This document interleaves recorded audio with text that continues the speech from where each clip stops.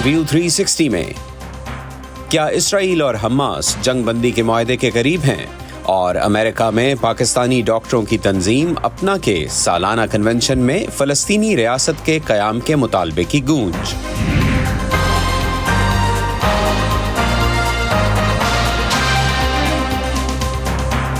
Voice of America के Washington studio से आप देख रहे हैं प्रोग्राम व्यू 360। मैं हूं मोहम्मद आतिफ। अस्सलाम वालेकुम। ऐसे में जब इसराइल और हमास की लड़ाई 10वें माह में दाखिल हो रही है, इसराइली अफवाज गज़ा की पट्टी में कार्रवाइयाँ जारी रखे हुए है। दूसरी तरफ अमेरिका और मशरक़ वस्ता के ममालिक दोनों फ़रीक़ैन के दरमियान जंग बंदी की कोशिशें भी कर रहे हैं और ज़राए इब्लाग की इत्तलात से मालूम होता है कि एक बार फिर मशरक़ वस्ता में जंग बंदी का इम्कान नज़र आ रहा है। अमरीकी ज़राए इब्लाग ने रिपोर्ट किया है कि अमरीकी खुफिया इदारे CIA के सरबराह विलियम बर्न्स जल्द ही जंग बंदी के मामले पर बातचीत के लिए कतर रवाना हो रहे हैं। आपको ये भी बता दें कि फ़िल वक्त अमरीकी जो वफ़द है वो मिस्र में मौजूद है और इसी जंग बंदी के मुआहदे पर बातचीत हो रही है। जंग बंदी पर मुआहदे की उम्मीद बंधने की एक वजह इख्तिताम हफ्ता फ़लस्तीनी अस्करियत पसंद ग्रोह हमास की जानिब से अपने देरीना मुतालबे में नरमी दिखाना है कि इसराइल मुकम्मल जंग बंदी पर रज़ामंद हो जाए।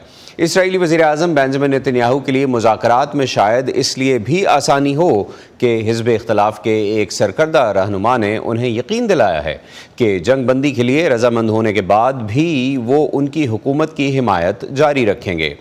मई के आखिर में सदर बाइडन ने जंग बंदी के लिए एक मंसूबे का ऐलान किया था, जिसके तहत पहले मरहले में 6 हफ्तों के लिए जंग बंदी की तजवीज़ है। ज़राए इब्लाग की इत्तलात के मुताबिक हमास ने बज़ाहिर मुमकिना जंग बंदी के लिए इस मंसूबे पर इत्तफ़ाक़ का इजहार किया है। आज के शो में हम इसी मंसूबे पर बात करेंगे और दोनों फरीक जंग बंदी के कितने करीब हैं इस मामले पर बात करेंगे। इसके लिए पहले हम जाएंगे यरूशलेम, जहाँ पर VOA के कंट्रीब्यूटर हरिंदर मिश्रा से ताज़ा तरीन सूरत हाल के बारे में बात करेंगे। हरिंदर, अगर आप हमारे साथ हैं। हरिंदर मुझे बताया जा रहा है कि अभी हमारे साथ नहीं है। हम हरिंदर के पास जाएंगे, लेकिन उससे पहले आपको एक वीडियो रिपोर्ट दिखाते हैं और इस रिपोर्ट में भी इसी जो जंग बंदी का मुआहदा है इसकी बात की गई है। लेकिन उससे पहले एक फ़लस्तीनी कैदी की कहानी जो साल हर साल तक इसराइली जेल में ख्वाब देखा करते थे कि एक दिन जब वो रिहा होंगे तो एक खुशहाल गज़ा की पट्टी में वापस लौटकर अपने घर वालों के साथ भरपूर ज़िंदगी गुजारेंगे। 2 दहाइयाँ सलाखों के पीछे गुजारने के बाद जब बिलाखिर उन्हें रिहाई मिली और उन्होंने गज़ा में कदम रखा तो उनके एहसासात क्या थे, देखिए इस रिपोर्ट में। صورة جميلة عن قطاع غزة وكنت أشوفها على التلفزيون وأنا في الاعتقال. میرے ذہن میں غزہ کا ایک خوبصورت تصور تھا۔ میں اسے جیل میں ٹیلی ویژن پر دیکھتا تھا۔ مجھے لگتا تھا کہ یہ فرانس جیسا ہوگا جہاں تمام خوبصورت اور پرکشش مقامات ہیں۔ یہ میرا ملک اور آبائی شہر ہے۔ جب مجھے رہا کیا گیا اور میں یہاں آیا، میں نے جو تباہی دیکھی ہے، لوگوں کے بے گھر ہونے کی وجہ سے کوئی اپنے گھروں میں نہیں رہ رہا ہے۔ میں نے ملک میں جو قحط دیکھا، میں حیران تھا۔ غزہ میں زندگی کی تمام بنیادی ضروریات بالکل دستیاب نہیں ہیں۔ میں ادھر ادھر نہیں گھوم سکا کیونکہ گھومنے کے لیے کوئی گاڑی نہیں، پیٹرول نہیں، اور یہاں تک کہ لوگ چل بھی نہیں سکتے۔ لوگ مایوسی کا شکار ہوئے بغیر آدھا کلومیٹر تک بھی چل نہیں سکتے۔ یہ 63 سالہ سابق فلسطینی قیدی یوسف مقداد ہیں جو 1 جولائی کو اسرائیل کی جیلوں سے آزاد کیے گئے 50 قیدیوں میں سے ایک ہیں۔ انہیں 2002 میں فلسطینی گروپ الفتح کے مسلح ونگ کا رکن ہونے کی وجہ سے گرفتار کیا گیا تھا۔ بالآخر آزادی پانے کے بعد جب یوسف نے وسطی غزہ کے شہر دیر البلح میں قدم رکھا تو انہیں ہر جانب اسرائیلی بمباری سے ملبے کا ڈھیر بن جانے والی عمارتیں نظر آئیں، جس میں خود ان کا اپنا گھر بھی شامل ہے۔ رہائی کے بعد وہ پہلی بار اپنے پوتے سے ملے اور اپنی لاڈلی بیٹی حیا کی موت پر رنجیدہ ہوئے۔ میرے 5 بچے ہیں، 3 بیٹے اور 2 بیٹیاں۔ یہ بیٹی سب سے چھوٹی اور اچھی تھی۔ جب میں قید ہوا تو وہ 4 سال کی تھی۔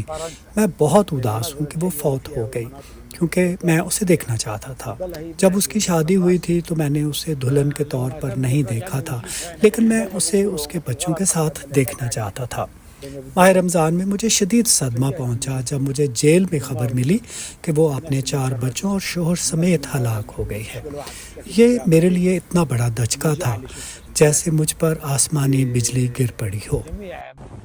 فضائی حملوں سے تباہ شدہ محلوں سے گزرتے ہوئے یوسف بحیرہ روم پر موجود غزہ کے ساحل پر پہنچے تو وہاں انہیں بہت سے خیمے نظر آئے جو اسرائیلی جارحیت سے متعدد بار بے گھر ہونے والے افراد کی عارضی پناہ گاہیں ہیں۔ وہاں کچھ شناسہ اور کچھ اجنبی افراد نے ان کی آزادی پر خوشی کا اظہار کیا۔ کافی کی محفل سجی۔ آزادی کے ان لمحات کو محسوس کرتے ہوئے یوسف کو اسرائیلی جیلوں میں قید کی سختیاں یاد آئیں۔ تاہم اسرائیلی حکام نے جیل کی صورتحال پر کوئی فوری تبصرہ نہیں کیا، جبکہ امریکی محکمہ خارجہ کے مطابق وہ فلسطینی قیدیوں کے ساتھ اسرائیلی بدسلوکی کے الزامات کا جائزہ لے رہا ہے۔ تم الحكم علي 21 عام۔ میں نے 21 سال جیل میں گزارے جہاں ہم خود معاملات چلاتے تھے۔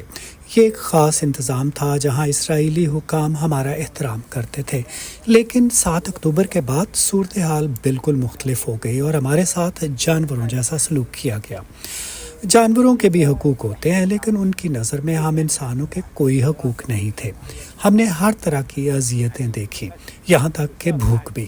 7 اکتوبر کے بعد جب مجھے رہا کیا گیا، وہ پہلا دن تھا جب میں نے پیٹ بھر کر کھانا کھایا۔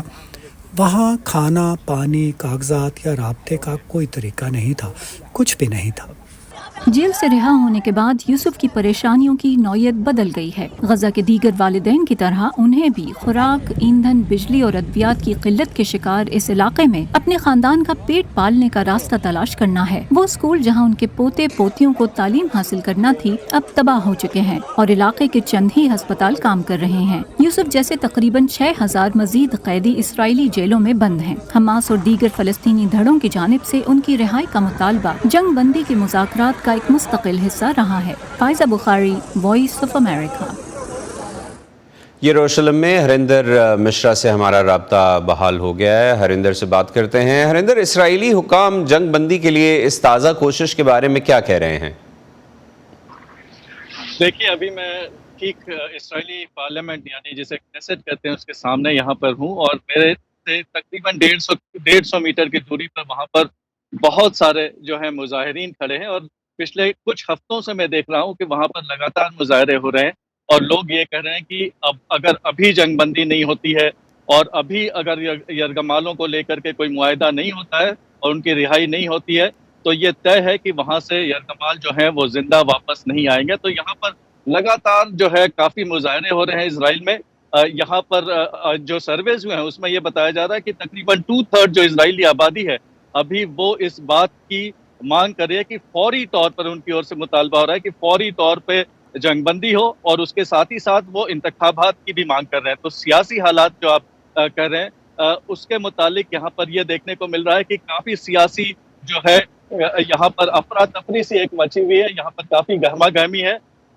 بنجامن نتنیاہو، وزیر اعظم بنجامن نتنیاہو جو ہیں وہ کافی دباؤ میں ہیں۔ ایک طرف ان کے اوپر مظاہرین کا دباؤ ہے کہ جلد سے جلد جو ہے جنگ بندی ہو اور یرغمالوں کی رہائی کو لے کر کے معاہدہ جو ہے وہ طے پائے، لیکن دوسری اور جو ہے ان کی کرسی کافی خطرے میں نظر آ رہی ہے۔ اور یہاں پر کچھ سیاسی تجزیہ نگار تو یہ بھی کہہ رہے ہیں کہ اسرائیل کے شمالی علاقے میں جو حزب اللہ کے ساتھ کافی شدید جھڑپیں ہوئی ہیں اور ان میں جو لڑائی ہے اس میں تیزی آئی، اس کی وجہ بھی یہ ہے کہ بنجامن نتنیاہو جو ہے وہ اٹینشن ڈائیورٹ کرنے کی کوشش کر رہے ہیں، اور ان کی کوشش ہے کہ وہ کسی طرح سے یہاں پر جنگ بندی کو روک پائیں، کیونکہ ان کی مخلوط حکومت میں شامل کئی ساری جو جماعتیں ہیں ان کی اور سے بار بار یہ کہا جا رہا ہے کہ اگر جنگ بندی ہوتی ہے اور اسرائیل جن مقاصد کو لے کر کے غزہ میں داخل ہوا تھا اس میں ناکام رہتا ہے تو وہ اپنی حمایت جو ہے وہ واپس لے لیں گے، اور ان کا سپورٹ واپس لیتے ہی یہاں پر سرکار گر جائے گی۔ لیکن ساتھ ہی ساتھ حزب اختلاف کے کچھ تنظیمیں ہیں اور خود لیڈر آف دا اپوزیشن جو ہے یائر لپید، ان کی طرف سے یہ کہا جا رہا ہے کہ اگر کوئی معاہدہ ہوتا ہے اور یرغمالوں کی رہائی کو لے کر کے تو وہ بنجامن نتنیاہو کا سپورٹ کریں گے اور سرکار کو نہیں گرنے دیں گے۔ تو یہاں کافی گرما گرمی دیکھی جا رہی ہے۔ ہریندر، یہ جو اپوزیشن کی طرف سے بنجامن نتنیاہو کو حمایت کا یہ کہہ لیجئے کہ کہا گیا ہے کہ وہ حمایت کریں گے، ان کی حکومت کو نہیں گرنے دیں گے، اس کی کیا اہمیت ہے بنجامن نتنیاہو اور ان کی حکومت کے لیے؟ دیکھیں، دراصل اگر ان کا سپورٹ ملتا ہے تو سرکار نہیں گرے گی، کیونکہ 61 چاہیے، ٹوٹل سپورٹ 61 لوگوں کا چاہیے، اور یہ 120 ممبرز کا کنیسٹ ہے، پارلیمنٹ جو ہے یہاں کا۔ تو اگر حزب اختلاف کی تنظیم جو ہے بڑی والی یائر لپید کی تنظیم جس کے 24 ممبران ہیں، اگر وہ سپورٹ کرتے ہیں تو جو ہے حکومت بنی رہے گی بنجامن نتنیاہو کی، لیکن بنجامن نتنیاہو کو ان کے سپورٹ پر یقین نہیں ہے، کیونکہ یہ ایک جو ہے ایجنڈا بیس ایشو بیس جو ہے یہ سپورٹ ہے، اور وہ یہ نہیں کر رہے ہیں کہ وہ سپورٹ جو ہے وہ آگے بھی بنا رہے گا یرغمالوں کی رہائی کے بعد بھی۔ اور جہاں تک یہ جو انتہا پسند تنظیمیں ہیں جو ابھی ان کے مخلوط حکومت میں شامل ہیں، ان کے ساتھ وہ ایک آئیڈیولوجیکل جو ہے وہ مانتے ہیں کہ آئیڈیولوجیکل ایفینٹی ہے، اور اس کی وجہ سے ان کے سپورٹ پر ان کو زیادہ یقین ہے، بھلے ہی ان کے درمیان بھی جو ہے اختلافات لگاتار بڑھتے جا رہے ہیں۔ رائٹ، بہت شکریہ ہریندر، آپ نے ہمیں جوائن کیا اور ہمیں اپڈیٹس دیں یروشلم سے اس پیس پروسیس کے بارے میں، اور بنجامن نتنیاہو حکومت کو جو جن چیلنجز کا سامنا ہے ان کے بارے میں۔ بہت شکریہ، آپ نے ہم سے بات کی۔ امریکہ میں پاکستانی نژاد ڈاکٹروں کی تنظیم اپنا کا سالانہ کنونشن اس سال واشنگٹن ڈی سی میں منعقد ہوا، جو کہ 4 جولائی ویکینڈ پر تھا، اور اس کنونشن میں فلسطینیوں کے لیے حمایت کا اظہار کیا گیا۔ کنونشن کی ایک تقریب میں امریکی رکن کانگریس رشیدہ طلیب، جو فلسطین کی حامی ہیں، ان کو بھی مدعو کیا گیا تھا۔ ڈاکٹر طیب رانا اپنا سے منسلک ہیں اور اس سال کے کنونشن کے کو چیئر رہے۔ اس وقت ہمارے ساتھ ہیں ڈاکٹر طیب۔ یہ بتائیے کہ اپنا نے کیوں ضروری سمجھا کہ کنونشن میں فلسطینیوں کی حمایت کا اظہار کیا جائے؟ Thank you sir. دیکھیں، اپنا جو ہے پولیٹیکل آرگنائزیشن تو نہیں ہے، لیکن ہم فزیشین آرگنائزیشن ہیں، اور ہمارا کام یہ ہے کہ ہیومن لائف اور ہیومن جو ہیلتھ اور ویلفیئر جو ہے اس کا ہم ڈیفینس کریں۔ اس لیے ہم جیسے پاکستان میں اگر ہیومن ہیلتھ اور ہیومن لائف کے ساتھ ناانصافی ہو رہی ہے تو وی وڈ ڈیفینڈ اٹ، اسی طرح فلسطین جو ہے وی وڈ ڈیفینڈ دیم۔ اور فلسطین میں جو اس وقت حال ہیں انسانیت کے، اٹس ویری ویری بیڈ۔ تو ہم نے سوچا کہ اس سال ہم اسپیشل ایک توجہ دیں فلسطینیوں کے ہیلتھ، کامن بیسک جو ان کی نیڈز ہیں سروائیول کی، ان کی طرف ہم توجہ دیں۔ اس لیے ہمارے جو مین گیسٹ اسپیکرز تھے ہم نے اسی سبجیکٹ پر بلایا ان کو۔ ڈاکٹر طیب، یہ بھی بتائیے گا کہ دنیا بھر سے مختلف تنظیمیں غزہ میں فلسطینیوں کے لیے امداد فراہم کر رہی ہیں۔ کئی امریکی ڈاکٹرز مختلف تنظیموں کے ذریعے وہاں گئے اور انہوں نے وہاں جا کر اسپتالوں میں اور طبی مدد کا کام کیا۔ اپنا نے اس سلسلے میں کیا کیا ہے؟ کیا انہوں نے ڈاکٹرز کی ٹیمیں اور طبی سامان جس کی ضرورت ہے غزہ میں آج بھی، کیا ایسی کوئی مدد بھجوائی اپنا نے وہاں؟ اپنا نے آفیشلی ابھی تک میڈیکل ریلیف ٹیم نہیں بھیجی ہے غازہ میں، اور وہ لاجسٹکس کی وجہ سے نہیں بھیجی، ورنہ ہماری پوری خواہش تو یہ ہے کہ ہم ٹیم بھیجیں، اور ابھی تک ہم دیکھ رہے ہیں کہ کوئی ایسا موقع ملے۔ لیکن اپنا کے کئی ممبرز ہیں جو کہ غزہ جا چکے ہیں، اس وقت بھی وہاں 1-2 ممبرز گئے ہوئے ہیں انڈیپینڈنٹلی آؤٹ سائڈ آف اپنا۔ لیکن ہماری کوشش یہ ہوگی کہ ہم بھی اپنی میڈیکل ریلیف ٹیم کی طرف سے کچھ بھیجیں۔ تو کیا اپنا یہ سوچ رہی ہے کہ وہ آنے والے دنوں میں ڈاکٹرز کی کوئی ٹیم بھیجے غزہ میں جہاں ضرورت ہے ڈاکٹروں کی؟ اگر لاجسٹکلی کام بن سکتا ہے تو ہم ضرور کریں گے۔ ہماری ایک پوری کمیٹی ہے جو ڈیسائیڈ کرتی ہے کہ ہماری میڈیکل ریلیف مشنز کہاں جاتی ہیں۔ ہمارے بیسک ایک پیرامیٹرز ہیں جو پہلے میٹ ہونے چاہیے، سیفٹی فرسٹ اینڈ فارموسٹ ہمارے ممبرز کی، اور کہ ہمارا جو مشن کیا ہوگا کہ وہ میڈیکل ریلیف ہوگی۔ تو اگر ایسا بن سکتا ہے تو ضرور ہم کوشش کریں گے۔ رائٹ، ڈاکٹر طیب بہت شکریہ، آپ نے ہمیں جوائن کیا اور آج کے شو میں ہم سے بات کی۔ Thank you. اب جبکہ غزہ میں اسرائیل اور حماس کی لڑائی 10ویں مہینے میں داخل ہو گئی ہے، فلسطینی عسکریت پسند گروہ حماس کا کہنا ہے کہ وہ امریکہ کے حمایت یافتہ جنگ بندی کے منصوبے میں اپنے ایک اہم مطالبے کو واپس لینے کے بعد اب اسرائیلی رد عمل کا منتظر ہے۔ ایک آدمی عربی میں چیخ رہا ہے، لوگوں کو بچاؤ، ہمیں بچاؤ۔ یہ غزہ کی پٹی میں اسرائیل اور حماس کے درمیان جاری جنگ کا ایک اور دن ہے۔ مدد کے لیے اس کی منتیں اس وقت سامنے آئیں جب اسپتال کے عملے کے مطابق اسرائیلی فضائی حملے میں 2 بچوں اور 2 خواتین سمیت کم از کم 6 افراد مارے گئے۔ تاحال جنگ بندی کو یقینی بنانے کی کوششیں جاری ہیں۔ حماس کا کہنا ہے کہ اس نے اسرائیل کے ساتھ جنگ بندی کی امریکی حمایت یافتہ ڈیل پر اپنی ابتدائی منظوری دے دی ہے، جس میں حماس کا اسرائیل سے مکمل جنگ بندی کا دیرینہ مطالبہ شامل نہیں۔ حماس کے زیر انتظام غزہ کی وزارت صحت کے مطابق حماس اور اسرائیل کے درمیان جاری اس تنازع کے دوران 38,000 سے زائد فلسطینی ہلاک ہوئے ہیں۔ اسرائیل اور مغرب حماس کو ایک دہشت گرد تنظیم قرار دیتے ہیں۔ یہ سب پچھلے سال 7 اکتوبر کو شروع ہوا جب حماس اور اس کے اتحادیوں نے اسرائیل کی سرحد کے خلاف ورزی کرتے ہوئے 1200 شہریوں کو ہلاک اور تقریباً 250 کو اغوا کر لیا تھا۔ اسرائیل نے حماس کو ختم کرنے کے عزم کے ساتھ غزہ پر بڑے پیمانے کا حملہ شروع کیا۔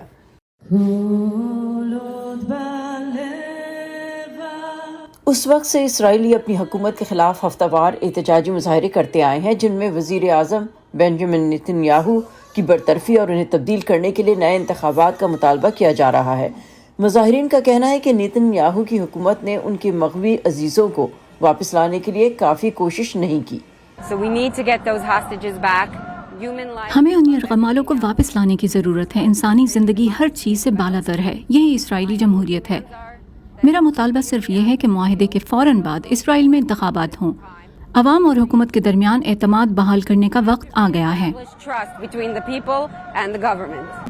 ادھر غزہ میں فضا سے امداد پھینکی جا رہی ہے، جو حکام تسلیم کرتے ہیں کہ امداد فراہم کرنے کا ایک غیر مؤثر طریقہ ہے۔ اقوام متحدہ اور IPC integrated food security phase classification کی مشترکہ رپورٹ کے مطابق غزہ کی 96% آبادی کو بحران یا اس سے بھی بڑی سطح پر غذائی قلت کا سامنا ہے۔ اقوام متحدہ کا اندازہ ہے کہ جنگ کے آغاز کے بعد سے غزہ کی 90% آبادی یعنی تقریباً 21 لاکھ افراد بے گھر ہوئے ہیں۔ اسرائیل کی دفاعی افواج غزہ میں اپنی کارروائیاں جاری رکھے ہوئے ہیں اور حماس سے ہتھیار چھین لینے کا دعویٰ کرتی ہیں، تاہم خبر رساں ادارے AP اور وائس آف امریکہ ان دعووں کی آزادانہ طور پر تصدیق نہیں کر سکتے۔ اتوار کے روز جنوبی اسرائیل میں مظاہرین تقریباً 1500 غباروں کے ساتھ جمع ہوئے۔ ان کا کہنا ہے کہ سیاہ رنگ 7 اکتوبر کو ہلاک ہونے والوں کی نمائندگی کرتا ہے اور پیلا رنگ غزہ میں اب بھی یرغمال بنائے گئے افراد کی۔ عرش اربسادی کے ساتھ Saba Shah Khan, voice of America. Israel Hamas لڑائی کی وجہ سے بائیڈن انتظامیہ اور اسرائیلی وزیر اعظم کے درمیان تعلقات قدرے سرد مہری کا شکار ہیں۔ صدر جو بائیڈن ایک عرصے سے نیتن یاہو پر غزہ میں عام شہریوں کی ہلاکتیں کم کرنے کے لیے زور دیتے آئے ہیں، جس کا بظاہر کوئی اثر میدان جنگ میں نہیں ہوا۔ اسرائیل کے اندر بھی یرغمالوں کی رہائی اور جنگ ختم کرنے کے لیے آوازیں زور پکڑ رہی ہیں۔ ان کا کیا نتیجہ نکلے گا اور حالات کس طرف جاتے نظر آ رہے ہیں، اس پر بات کرنے کے لیے ہمیں اسلام آباد سے جوائن کر رہے ہیں مشرق وسطیٰ کے امور کے ماہر منصور جعفر۔ منصور، بہت شکریہ، آپ ہمیں جوائن کر رہے ہیں۔ پہلے تو یہ بتائیے کہ جنگ بندی کے لیے ایک بار پھر مذاکرات ہو رہے ہیں، اس بار دنیا کیوں پر امید ہو؟ جی بہت شکریہ جی۔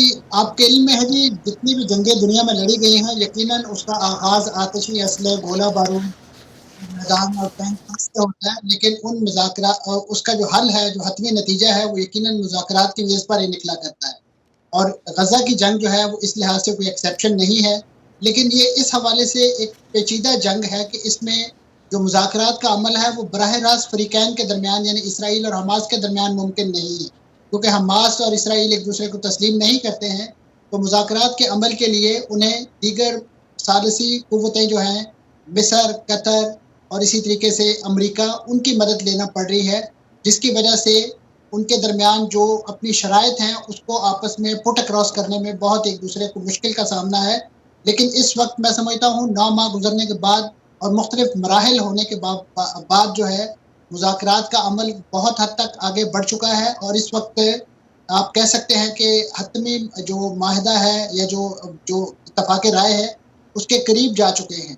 لیکن جو اس میں رکاوٹ ہے اس وقت دکھائی دے رہی ہے وہ بنیادی طور پہ نیتن یاہو حکومت کی طرف سے کوئی یکسوئی کا ظاہر نہ کرنا ہے، اور خاص طور پہ جس داخلی انتشار کا شکار وہ اس وقت اپنی حکومت کے حوالے سے اسرائیل کے اندر دکھائی دیتے ہیں، اسی کی ریفلیکشن جو ہے وہ دنیا بھر میں مختلف کیپٹلز میں بھی شو کر رہے ہیں، اور خاص طور پہ جو اپنا جو شمالی محاذ ہے لبنان کے، اس پر بھی انہوں نے ایک میدان جنگ گرم کر کے اپنی ساری توجہ جو ہے تبدیل کرنے کی کوشش کی ہے۔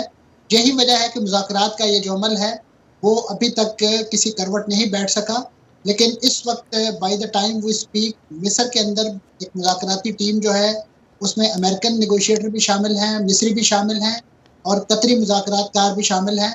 وہ اس وقت اس مذاکراتی معاہدے کو حتمی شکل دینے کے لیے جو ہے وہ مصروف عمل ہیں، اور امید کی جا رہی ہے اور یقیناً دنیا کو اس بارے میں اچھی امید رکھنی چاہیے کہ اس وقت جو ہے खास तौर पे इसराइल इस 9 माह की जंग के बाद जो है वो जितना ज़्यादा अपना गोला बारूद जंगी लाओ लश्कर इस्तेमाल कर सकता था उसने किया है। जितनी ज़्यादा तबाही और बर्बादी फैलाकर फ़लस्तीनियों को घुटने टेकने पर मजबूर कर सकता था वो कर चुका है। लेकिन फ़लस्तीनी आज भी इस छोटी सी इनक्लेव के अंदर जो है वो मुज़ाहमत का एक इस्तारा बने हुए दिखाई देते हैं। मंसूर साहब, हमास वापस अगर हम इसी तरफ आएँ तो हमास का पहले ये मुतालबा था कि इसराइल मुकम्मल जंग बंदी करे, अब वो इसमें लचक दिखा रही है, तो क्या ये जंग बंदी आर्जी होगी या फिर आपको लग रहा है कि हमास भी तैयार है मुकम्मल जंग बंदी के लिए? देखिए, ये हमास ने इससे पहले भी जो एक तजवीज़ पेश की थी जिसे रिजेक्ट कर दिया था इसराइल ने, फिर उसी तजवीज़ को जो बाइडन साहब ने एक डिफरेंट पैरामीटर्स के साथ जो है फ्लोट किया, जिसको हमास ने एंडोर्स किया। और हमास यकीनन इस जंग का खात्मा चाहती है और ख़ासतौर पे एक तवील जंग के बाद तो उनका यानी जो फ़लस्तीनी अवाम का जो दुख और मसाइल हैं वो उनके पेश नज़र हैं। लेकिन असल इशू यही है कि इस वक्त जो जितना भी इस वक्त मुज़ाकरात का जो अमल है उसको ख़राब करने की कोशिश की जा रही है। और ये जो इस नौयत का प्रोपेगेंडा किया जा रहा है मगरबी मीडिया के अंदर कि हमास ने शायद कोई लचक दिखाई है, तो हमास के आज भी जो तर्जुमान है जिहाद ताहा, उन्होंने कैटेगोरिकली इस बात को डिनाई किया है कि हम अपने मौक़िफ़ में कतन किसी किस्म की कोई तब्दीली नहीं लाए हैं। हम एक परमानेंट सीज़ फायर उसके ख़्वाह हैं। यानी वो पहला स्टेप लेना चाह रहे हैं, आप ये कह रहे हैं कि वो पहला स्टेप लेना चाह रहे हैं जंग बंदी की तरफ। तो मुज़ाकरात में एक अहम मामला गज़ा के इंतज़ाम का भी है जो फ़िलहाल हमास के पास है। क्या हमास ये इंतज़ाम किसी और के हवाले करने के लिए तैयार होगी, जैसे जो पैलेस्टीनियन अथॉरिटी है उसके हवाले? जी, इस सिलसिले में फ़लस्तीनी अथॉरिटी की तरफ से इसी जंग के दौरान उनके जो माजिद फर्द जो है इंटरनल सिक्योरिटी के हेड, उनको बूट्स ऑन ग्राउंड उतारने की जिम्मेदारी दी गई थी, जो उन्होंने मुख्तलिफ इमदादी ट्रकों की शक्ल में यहाँ पे फ़ौजी उतारने की कोशिश की थी, लेकिन वो नाकाम हो गए क्योंकि वो सारा प्लान सामने आ गया। इसी तरीके से अमेरिका और दीगर जो यहाँ फोर्सेज इस वक्त इसराइल का साथ दे रही थी, उन्होंने यहाँ पे जो हमास के जो हम ख्याल नहीं लोग यानी जो मुख्तलिफ कबायली सरदार हैं उनको भी ऑन बोर्ड लेने की कोशिश की ताकि वो उनका एक मुतबादल साबित कर सके। और अभी हाल ही में आपके इल्म में होगा कि खुद सऊदी अरब की तरफ से एक तजवीज़ फ्लोट की गई है कि जिसमें उन्होंने कहा है कि यूएन मैंडेट के तहत एक आलमी फौज जो है वो गज़ा का इंतज़ाम संभाले और वो फ़लस्तीनी अथॉरिटी जो है उसको सपोर्ट फराहम करेगी। लेकिन फ़लस्तीनी अथॉरिटी जो है उसका अपना हाउस इन ऑर्डर नहीं है। हमास ने इस तजवीज़ के बाद कैटेगोरिकली इस प्लान को एक और तसल्लुत का मंसूबा करार देते हुए मुस्तरद कर दिया है। और यकीनन वो इस वक्त अपनी इस सरजमीन के हवाले से जो उनका एक ओनरशिप है वो किसी और कुव्वत को देने के लिए तैयार नहीं है। खासतौर पे जिन आलमी इदारों से उन्हें बड़ी उम्मीदें थी, उन आलमी इदारों ने जिस तरीके से उन्हें इसराइली जंगी मशीन के दहाने के सामने जो है वो निहत्था छोड़ दिया, तनहा छोड़ दिया, आज वो कैसे उनकी आलमी फोर्स जो है उस पर एतबार करके अपने इस इलाके का जो है अपनी इस मंजिल को पूरा करें। तो उन्होंने अपना मौक़िफ़ जो है वो सामने रख दिया है। मैं समझता हूँ इसके बाद यकीनन जो इसके इंतज़ाम और इंसलाम के हवाले से जो इंतज़ामात हैं उसको किसी और जहत पर तो सेटल डाउन किया जा सके। इस तरीके से माजी में जो फ़लस्तीनी अथॉरिटी है उसका जो एक पैरामीटर है उसको जिस अंदाज से क्लोज डोर ऑर्गेनाइजेशन बना के रखा गया है, अब बुनियादी तौर पे जो फ़लस्तीन है उसका राइट। बहुत शुक्रिया मंसूर जाफर साहब, आपने हमें ज्वाइन किया और हमसे आज इस मौजू पर बात की। इसी पर ख़त्म करते हैं आज का व्यू 360। स्टे सेफ और पाकिस्तान और खित्ते समेत दुनिया भर की अहम खबरों और दिलचस्प मालूमात के लिए आइए हमारी वेबसाइट urduvoa.com पर। ये सारा कंटेंट आपको मिलेगा हमारे सोशल मीडिया प्लेटफॉर्म्स पर भी। यूट्यूब पर हमारा चैनल है VOA उर्दू के नाम से और एक्स और इंस्टाग्राम पर हमारा हैंडल है @VOA Urdu। अब तक के लिए इतना ही। मोहम्मद आतिफ को इजाज़त दीजिए। खुदा हाफ़िज़।